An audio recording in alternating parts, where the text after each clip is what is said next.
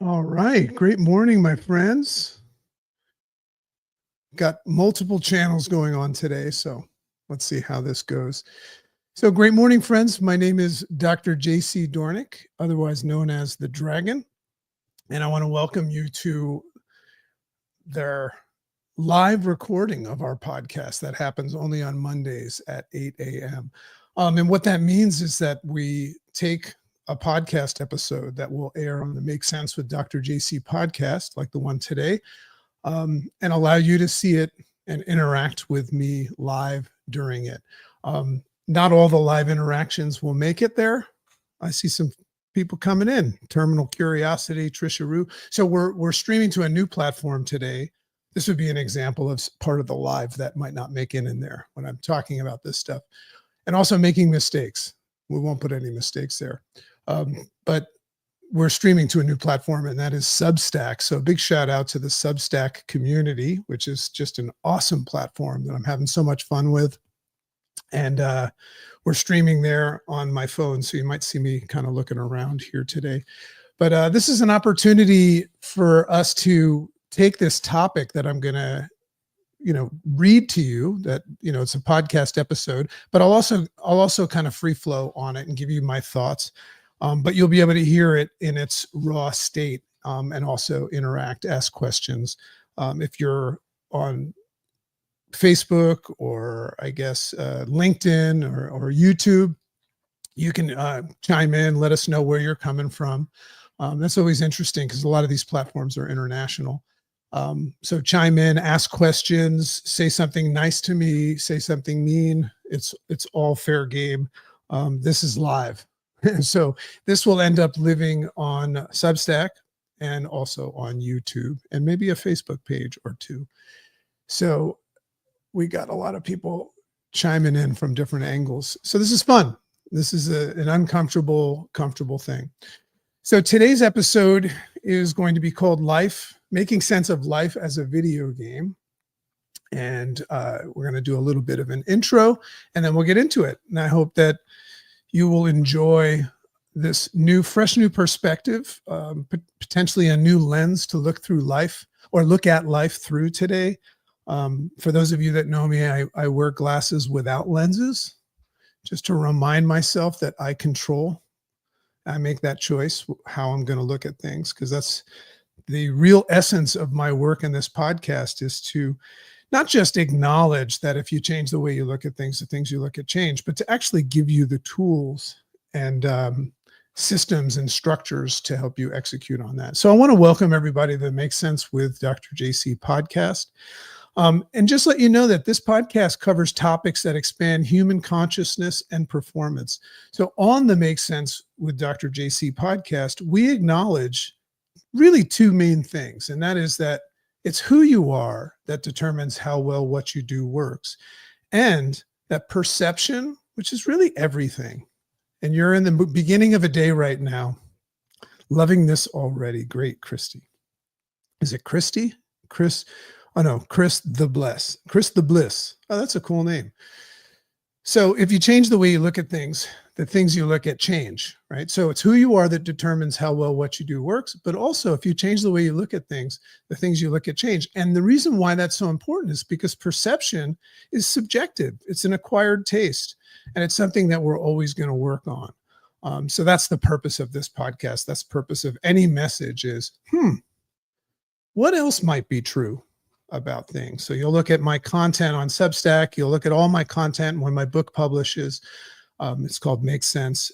You'll see that it's all there. So I want to welcome everybody to what I call the uprising of the sleepwalking masses, and welcome to the Make Sense with Dr. JC podcast. And I see some folks coming in. So if you're commenting and I can't see your name, it's on Substack, I can see your names. But on other platforms like YouTube and Facebook, sometimes you have to sign in to do that. So let's have some fun. And I see Samuel John is here. So Substack is showing up in full force today. So today's topic in today's episode is called Life is a Video Game. And I'm going to share with you 10 mind-shifting truths to help you navigate adversity like a pro player. We're going to talk about gamifying life today. And it just might be the episode and the message that you needed to hear if you're creating the illusion that you're struggling in life today. Maybe you're just not acknowledging a couple of things, and maybe you just need to learn how to play the game.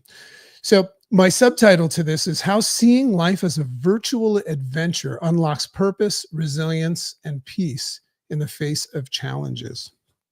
I'll share with you just quickly in a live fashion.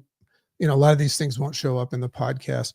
And by the way, our podcast, Makes Sense with Dr. JC podcast, is getting almost 200,000 downloads a month right now. It's just crazy. So for anybody out there that is thinking about starting a podcast or thinking about doing anything, when I started, I had no reason to believe it was going to be something anyone would want to hear, right? But I just did it anyway. And I stayed true to myself, and I practiced consistency and perseverance and resilience because life is very interesting. And it's just crazy that not only it's growing in leaps and bounds, thanks to all of you, but I'm actually getting advertising money for it now. So it's just insane. I mean, it makes sense to me because of all the work that I put in, and I've never quit, but it wasn't my intention to leverage all of that work to create that. So I just wanted to, share with you. Hey, Jason Charles Geiger has joined. Welcome, welcome. I just want to let you know that, the fact that my podcast is in the top 1% and making money and all of that stuff, that wasn't the intention. My intention was that I loved my idea, and it was something from the heart that I wanted to share, as I'm doing with you now live.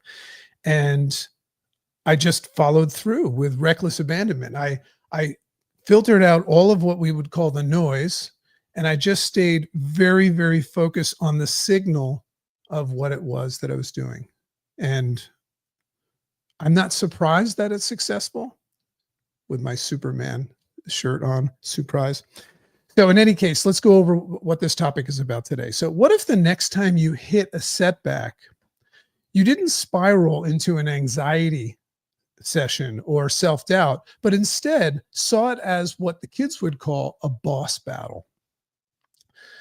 What if your emotional breakdown, you might be in one right now, you might have just had one, or you might be worried about one, but what if your emotional breakdown was actually a level up moment, an opportunity, and your heartbreak, a hidden side quest that's just leading to a deeper meaning?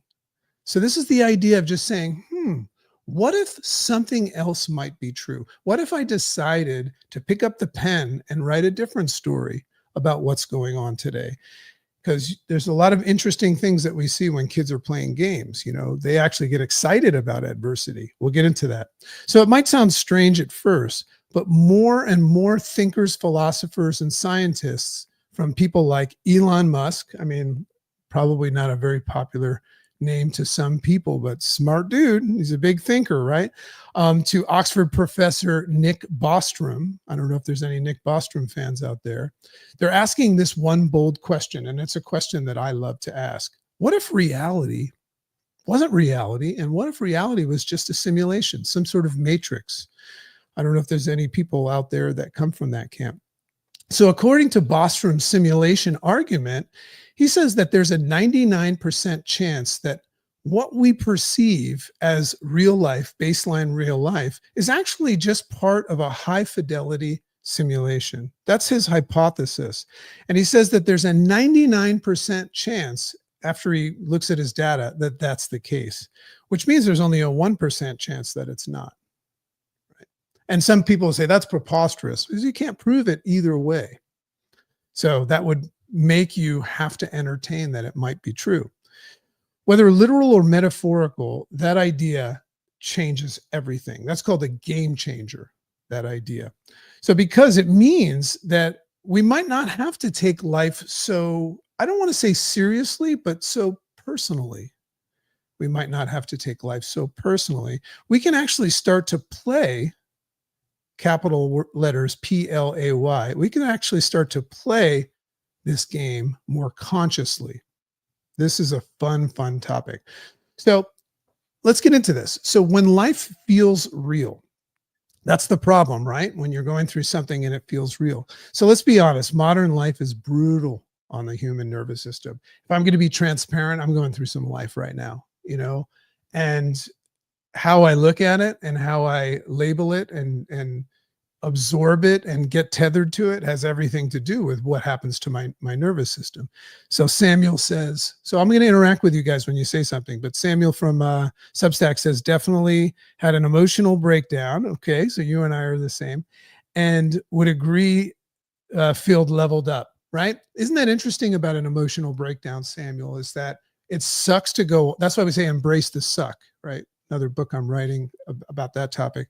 But it sucks to be in the suck, but it's always better on the other side. I mean, like another weird analogy, I remember, being sick from college parties or just being sick from life and vomiting. And I hated that, but I always felt better after, fully embrace. So let's be honest, modern life is brutal on the human nervous system. Brutal. We're emotionally fried at times, spiritually dehydrated and mentally overwhelmed by things like constant comparison. Thanks, social media. Hey, let's give a big thanks and shout out to social media. I mean, it's got a lot of benefits, but I mean, we're using it right now, but constant comparison, imposter syndrome and perfectionism, decision fatigue. God, how many decisions are we being asked to make every day? And so many distractions, more distractions than ever. One of my favorite quotes is, remember that learning and knowing things is nothing more than a distraction in the absence of action. We spend more time distracted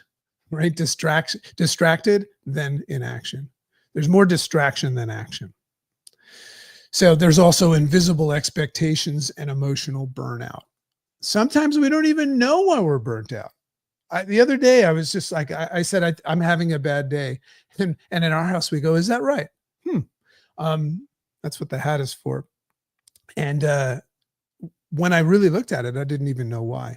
So this creates a tidal wave of stress, anxiety, disconnection, and paralysis. And most of it isn't even real. And that's what we're challenging today.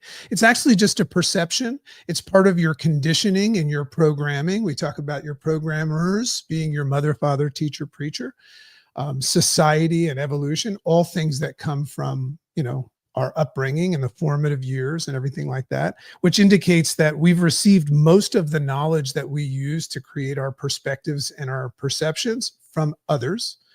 So that would make me go, By the way, HMMM stands for haven't made up my mind. See, I haven't made up my mind about anything yet. And I don't know if I ever will. That's a fun game to play. So it's about perception. It's about programming.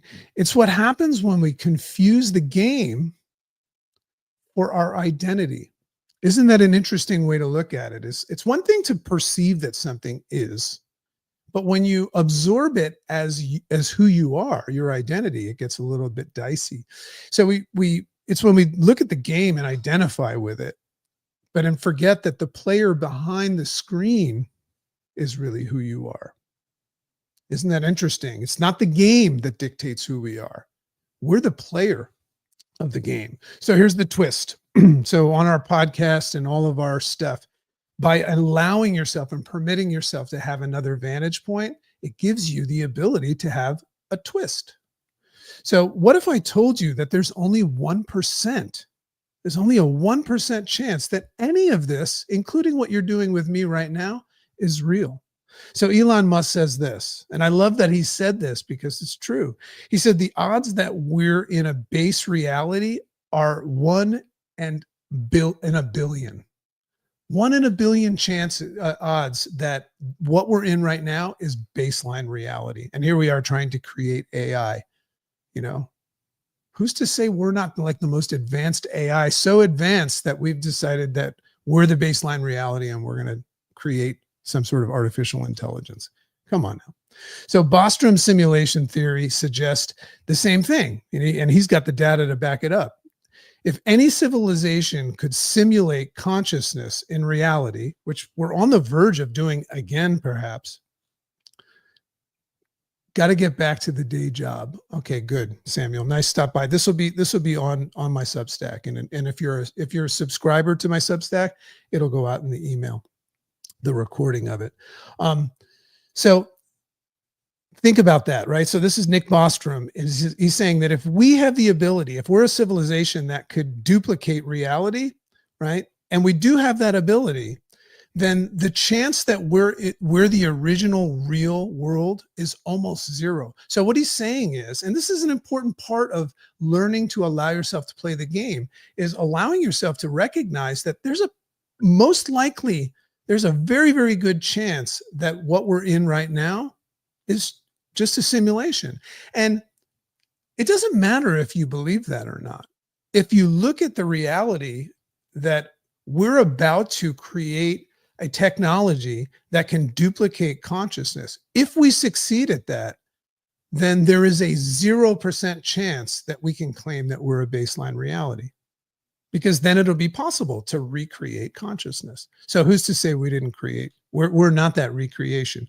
I just love that idea because it gives me permission to go, maybe I should just think about things first before I let my conditioned mind dictate. So, but here's the beautiful part. You don't actually have to believe that we're in a literal simulation for this to matter, for you to learn how to just play the game. So you start to zoom out of emotional spirals. You're in an emotional spiral and you start to separate from participating in it and just observe it. Say, looks like there's an emotional spiral going on, like you're watching a movie, eating some popcorn. So you can also learn how to reframe failure as feedback. I think a lot of people are into that. Experience setbacks as a storyline. You know, the other day we were having a little bit of a pity party because that's the knee-jerk reflex. And we've reframed it and we said, you know, when we're up on stage and everybody's like, oh my God, how did you guys become so successful? Kind of like with my podcast. People don't know all the failure that I went through to create my podcast. We were able to reframe it and say, you know, the best part of the story that we're going to tell, how we climbed to success, is how we failed, right? So we reframed our failure and we said, hey, this is the best part. And for those of you that have experienced incredibly high levels of success and incredibly low levels of failure, I question whether or not the tough spot is the best part. I never learned from my wins. I learned from my failures. So experience setbacks as a storyline and then stop managing stress and start mastering strategy. So that's what a gamer does, is they master strategy. Whenever they get knocked down, they come back and they try not to make the same mistake and they try new things, right? And that's because they're not worried about losing, because they get another replay. And we do too. We do too. I mean, you know, I don't know if there's a replay after we die because I've never tried that. But I know that every time I fail, I get another quarter to put into the machine. So, and that's what we're about to do today, is we're gonna do all of that stuff. So here's 10 game theory shifts. These are really cool. Here are 10 game theory shifts that will change how you see life. So what I'm going to do is I'm going to give you some good shift. This is some good shift here. I'm going to give you some shifts that are going to give you the opportunity to kind of like use these. And I'll put the transcript of this. Maybe I'll do a Substack on it. So if you want to just find my Substack, it's called Make Sense Substack. Series is called Echoes of but I will do a Substack and put the podcast episode on it. So make sure you subscribe to that. So let's reframe life through the lens of gameplay, mechanics, and meaning. Because if this is a simulation, you might as well play to win. So that's a cool thing about the simulation, is it doesn't say, hey, fuck it, why bother, right? That's not the way gamers game. Is they have one thing to do, and that is to win the game. So it's okay to set goals and want to win the game. So let's learn how to play this game well, and let's learn how to win. So here's the first shift. I call it the level up effect. And these are kind of original. I made these up. So the level 1 effect, growth is built into the game. So this game that we're playing has growth as part of its code, right? What that means is that growth is possible. It's part of the game. So each level gets harder, but the rewards increase too. In games, and in life, you face tougher battles because you're becoming the kind of player who can handle them. That's a fun aspect. That's called the level up effect. So here's the reframe. This challenge isn't punishment, it's progression. So we've heard that in other ways, but that's built into the game. So the next time you struggle and fail, maybe you look at it as training. You're getting stronger for the boss battle. So here's the second shift, the avatar upgrade effect. That's what I call it. You're not a character. You're the player. You're the primary player of the game. You start with the default avatar, right? The one that you remember. I said who you are determines how well what you do works. So the who that you started with, this avatar, might not have been great at some things that you're now great at. So you start with a default avatar, but the more you play, this is the training, the more you customize, which is from learning and upgrade and evolve, and you get better and better and better. And that's the same thing in life, isn't it? So life kind of is a game if you look at it that way. Here's the reframe. I'm not stuck with who I was. I can design who I want to become. That's a game theory. Isn't that cool? So theory number 3 and shift number 3, the quest line principle. I love this one because this is a great way to look at life as a whole. Because if you're in a hole, in a dark hole, and you think that things are not going well, I'm going to just encourage you to change the way you look at things. So here's one way. Look at life as a quest line. So purpose isn't given, it's chosen. So we get to choose our purpose. I'm very, very intentional about that right now. I'm very intentional of looking at what I want, why, and doing only things. Like 80% of my day today will be things that support me acquiring that. The other 20% will be things that are important, like my health, my family, all of that stuff. But I will obsessively spend 80% of my day today, the next 16, 18 hours, executing on things that are tapped into that. So purpose isn't given, it's chosen. Some quests are handed to you, others you just stumble into. I like that principle. I like this idea of recognizing the possibility of just stumbling into things. But meaning comes when you say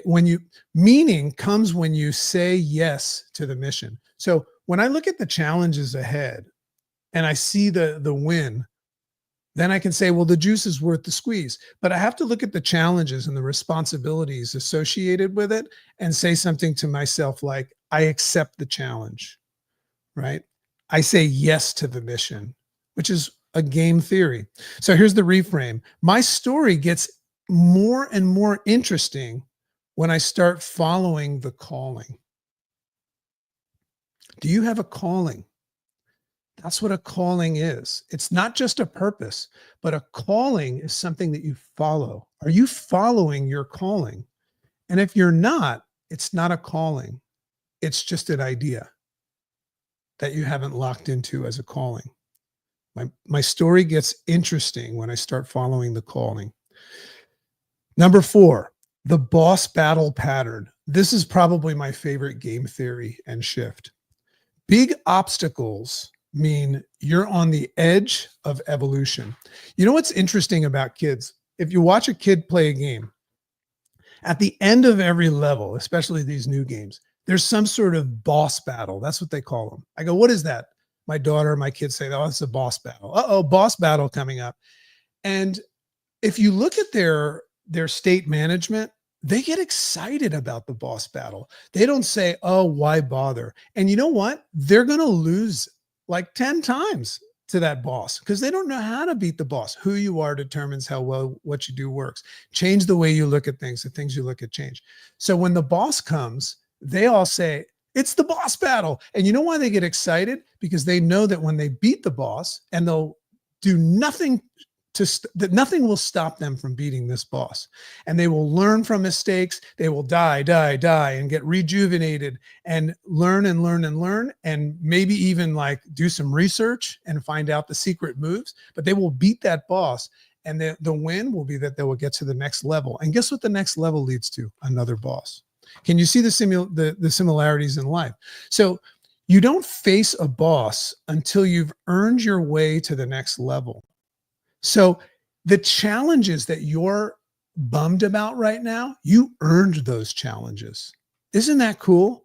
You get to fight that boss. It feels overwhelming. Or no, I'm sorry. If it feels overwhelming, you're likely to, about to transform. Let me read that again. If it feels overwhelming, these challenges or this boss battle ahead of you, it means that you're likely to be in a position where you're about to transform. That's the way a gamer would look at life. And that's your opportunity today. So here's your reframe. This is my edge. So that's kind of the boss battle. You're at the edge, right? You might be experiencing fear of failure, overwhelm, fear of success. This is my edge, and I'm about to break through. Can you get excited about your boss battle today? Number 5, the respawn rule. And I touched on this before. The respawn rule. Failure isn't the end. It's just a checkpoint. I love the idea of looking at setbacks, failures, challenges, adversities as crumbs that have been left by the universe or God that are showing us how to find our way. Failure isn't the end. It's just a checkpoint. Failure is part of the journey. You will never meet anybody that has what you desire most that has not failed their way to there.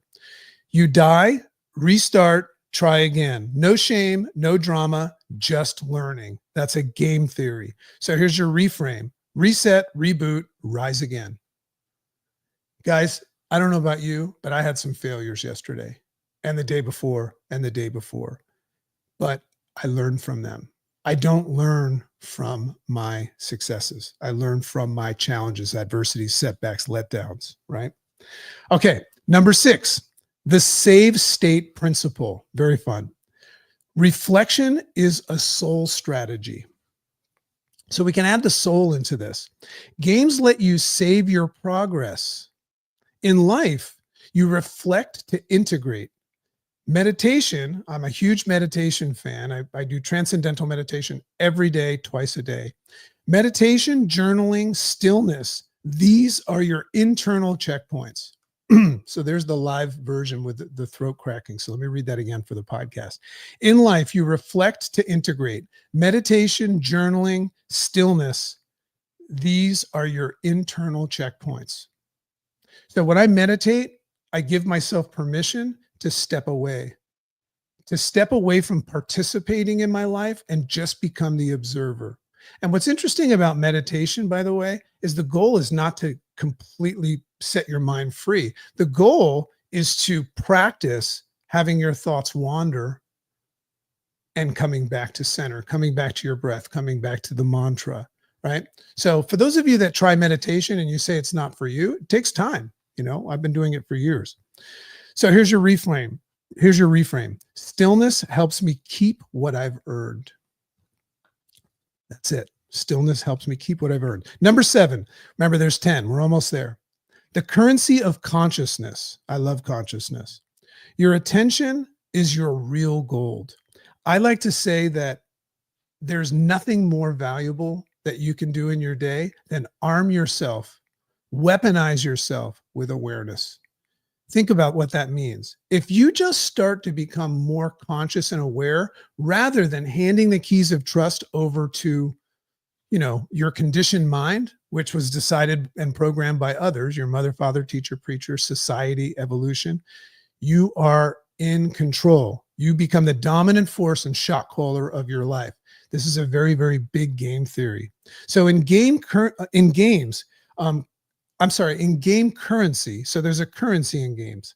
In-game currency lets you unlock gear and power-ups. This is fun. So there's a currency in there. Each time you overcome something, you unlock some stuff like gear, skins for your avatar, and also power-ups. In life, you spend time and energy. This is what we do in life. We spend time and energy. That's what we spend. That's our money that we spend. In games, you have coins and all of that stuff to buy stuff. In life, we spend time and energy. What you focus on grows. So here's your reframe, and that's number 7, the currency of consciousness. I choose how I invest my energy and who I become because of it. So this is why we set goals and we get intentional with what we're going to do. 8, this is a fun one. If you're the kind of person that has some what I call flow burglars in your life, people that are kind of trying to steal your flow, right? Here's a great reframe for you. I call this the NPC filter. So now NPC stands for non-player character. NPC stands for non-player character. And what that is when you're in a game, there's certain characters that really don't mean anything, meaning they're standing there and you get to walk up and ask them a question or walk on by. And whatever they say is either deemed valuable to you or not. That's what an NPC is. Not everyone's voice deserves your energy in life. I love that. In games, NPCs, otherwise known as non-player characters, follow basic scripts. Some deliver useful clues, but only if you interact. You choose. Remember, if somebody's trying to steal your thunder and just bleed you of all of your essence or whatever it is that you have that's going for you right now, we call them flow burglars. This is something that you get to choose whether or not you interact with them. Some deliver useful clues, but only if you interact. Others are just background noise. What if we decided to identify the noise in our life, the background noise, the things that have nothing to do, the things and people that have nothing to do with where you're going? You're on a bus and you're heading a certain way, and you decide who's on that bus, who's on your bus, right? Because I think it's time to kick some people off the bus. If you're on a plane and you're trying to elevate and lift off, and the captain says there's too much weight on the plane, you start throwing luggage off. And what luggage do you throw off?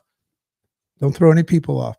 But what luggage do you throw off? The ones that you need the least. So in life, not everyone is meant to define your path. You decide that. They're non-player characters.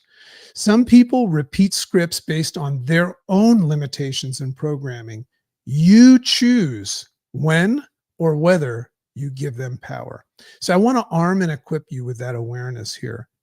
You choose if they're a non-player character or a vital character in your story. So if there's somebody giving you shit that doesn't belong on your bus, you can just walk right by them. And you know what will happen is they'll try to get your attention because they're used to that.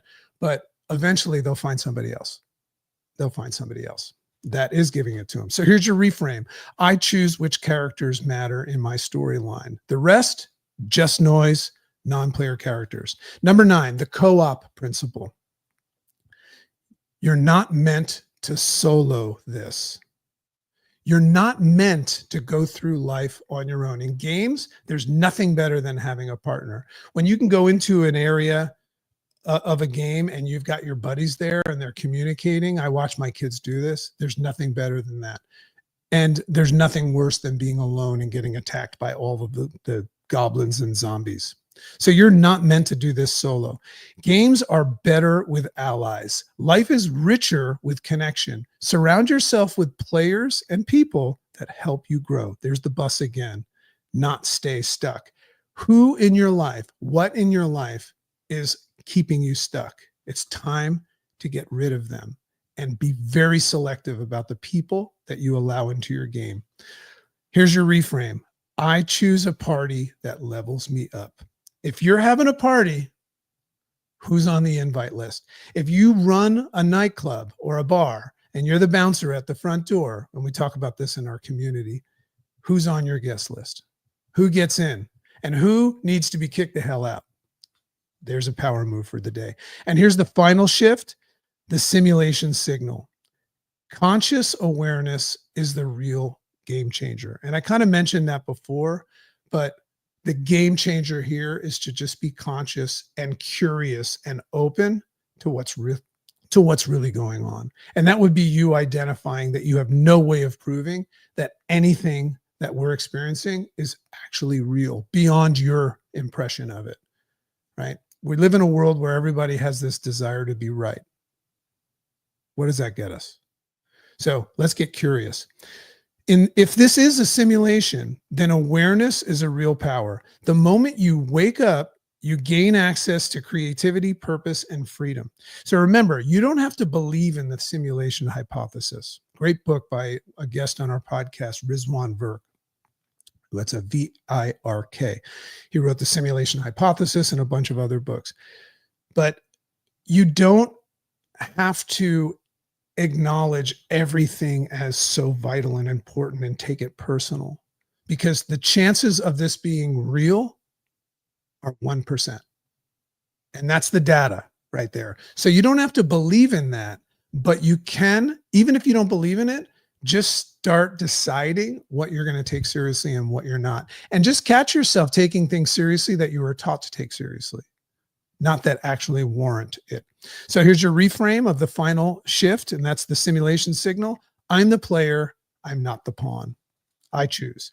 So here are some of my final dragon thoughts of this episode, and I call this mastering the game. So picture a wise old dragon. I like to think I'm going to be 54 this month, by the way, folks. Picture a wise old dragon watching a knight panic through a dungeon. He's got weapons, skills, allies, and healing potions, but he keeps forgetting he's not powerless. He's just stuck in the screen. Okay, we're watching a game. He's just stuck within the screen. The dragon doesn't fight for him. He simply whispers. When you realize, my friend, that this is a game, you stop fearing death and start fearing regret. Stop fearing death and start fearing regret. There's a nice thing to do today. Stop fearing failure, overwhelm, or death, and start fearing regret of not trying. And if you gamify your life, that's a much easier decision. And when you master the rules, those are the rules I just shared, you start writing your own story. And you start picking up the pen and writing it. So ask yourself, are you surviving or playing? If you're surviving, you can start playing today. Reaching or strategizing, are you confused by the code or becoming the coder? I love that too. Don't try to make sense of all of this stuff. Have fun. A great exercise for you today to shift in a big way is most people spend 2/3 of the time of their life talking and only 1/3 listening. Flip that. Become more open and curious and become a 2/3 of the time listener and only a 1/3 of the time talker. It'll change everything. So here's your next move. If life is a game, what level are you on right now? What quest are you finally ready to accept? Share your thoughts, and I'd love to know more about this from your perspective. So that's it for today. If you want to learn more about the work that I'm doing, we have this special community called the Make Sense Academy. It's kind of this area where I used to be a one-on-one coach, like a high ticket coach, and only certain people could afford that. So we've created a community at a very, very low cost where everybody gets access to my systems, my coaching, my mentorship, all of my coursework, my programs, and everything that people hear about, my communication technologies, my, help you sell and all of that fun stuff. But that's called the Make Sense Academy. Just reach out and just say, make sense, right? Maybe with a question mark. And I'll send you information, risk-free. Try that out. So as I always say at the end of my shows, listen, if you learned something today, give it away. That's the only way it's going to stay. And by the way, have a nice day. Good to see you. We'll see you next time. Bye-bye. Let's see if we know how to turn this off.